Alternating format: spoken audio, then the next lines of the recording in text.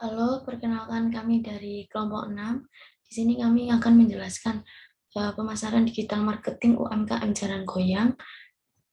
Izinkan saya untuk memperkenalkan anggota kelompok dari kelompok 6 yang beranggotakan 5 orang.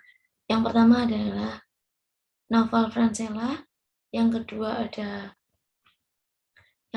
ada Pisa Anandra Adatila, yang ketiga ada Lutfi Puspitasari, yang keempat ada Satrio Putra Wijaksono, dan yang ketiga ada yang kelima ada Vina Yuliana. Saya sendiri sebagai moderator yang akan memimpin jalannya presentasi pada kali ini. Oke, yang selanjutnya kami akan menjelaskan 4 step atau 4 bagian dari pemasaran digital marketing UMKM Jalan Goyang ini. Yang pertama ada customer segment, yang kedua ada search intermediaries, yang ketiga ada intermediaries and media sites, yang keempat ada destination sites. Oke, selanjutnya saya akan menjelaskan dari poin yang pertama yaitu customer segment. Kenapa sih kita itu harus membuat customer segment atau dibutuhkan customer segment? Karena untuk memahami segmentasi dari pelanggan. Analisis customer segment ini adalah analisis pasar yang harus mengidentifikasi atau meringkas segmen target yang berbeda untuk bisnis online. Kemudian, memahami konsumsi media online mereka untuk perilaku membeli dan jenis konten dan pengalaman yang mereka cari dari perantara dan situs web yang kita bangun. Di dalam customer segment ini akan dilakukan analisis terkait kebutuhan dari pelanggan yang berbeda-beda dan dilihat dari berbagai aspek. Selanjutnya, saya akan menjelaskan soal bagaimana cara memahami konsumen customer segment. Jadi memahami customer segment ini bisa melalui 6 segmentasi.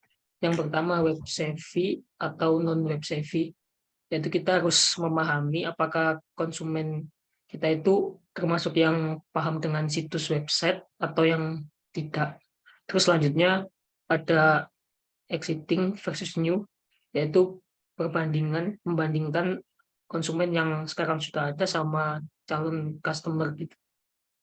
Selanjutnya ada create persona for the audience, yaitu membuat persona yang mewakili target konsumen secara berkelompok. Terus selanjutnya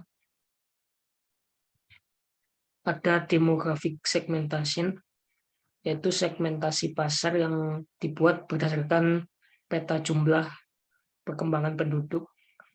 Lalu ada life cycle segmentation.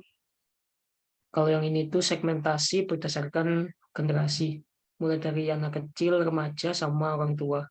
Terus yang terakhir ada physiographic segmentation, yaitu segmentasi pasar yang dibuat berdasarkan personalitas, gaya hidup, sama nilai-nilai yang dianut sama si konsumen ini.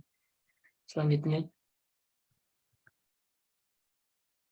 Oke, selanjutnya ada search intermediaries, di mana di sini ada 3 macam, yaitu search engine, vertical search engine, dan spesialis directories. Search engine ini digunakan sebagai mesin pencari utama yang pada umumnya digunakan di berbagai negara. Nah, platform yang bisa dijadikan contoh yaitu Google, Yahoo, Microsoft Live, dan Ask. Platform yang digunakan untuk mesin pencarian ini di berbagai negara itu bisa berbeda-beda. Misalnya, Cina menggunakan Baidu, Rusia menggunakan Yandex, dan Korea Selatan menggunakan Naver. Perbedaan dalam penggunaan platform di berbagai negara ini karena setiap negara memiliki kepentingan yang relatif berbeda-beda. Nah, selanjutnya vertical search engine ini berisi pencarian yang digunakan untuk mencari konten khusus yang lebih spesifik. Jadi tidak ada informasi lain. Contohnya yaitu Skyscanner dan TinEye. Dan yang terakhir ada spesialis directories, di mana ini merupakan mesin pencari yang umum digunakan pada waktu lampau sebelum menggunakan mesin pencari canggih seperti Google pada saat ini. Oke, dilanjutkan. Kemudian kita akan membahas intermediaries dan media site. Jadi ini adalah media atau tempat yang kita gunakan untuk melakukan marketing. Itu ada apa aja? Ada 4 poin. Yang pertama ada horizontal portal or mainstream media. Jadi ini adalah media yang sering diakses oleh masyarakat umum. Itu contohnya apa? Yang pertama ada radio, kemudian portal berita, dan televisi. Kemudian yang kedua ada niche media site atau sosial media. Itu contohnya seperti TikTok, YouTube, dan Instagram. Kemudian yang ketiga ada agregator and super affiliate. Jadi itu adalah sebuah perusahaan yang dapat mendukung marketing kita dan cukup besar dan didominasi oleh e-commerce. Itu contohnya Amazon, Tokopedia, dan Bukalapak. Kemudian yang keempat ada small affiliate dan blogs. Jadi ini adalah seseorang yang dapat membantu kita dalam proses marketing. Itu contohnya seperti seorang blogger, YouTuber, dan influencer. Kemudian kita masuk dalam destination sites.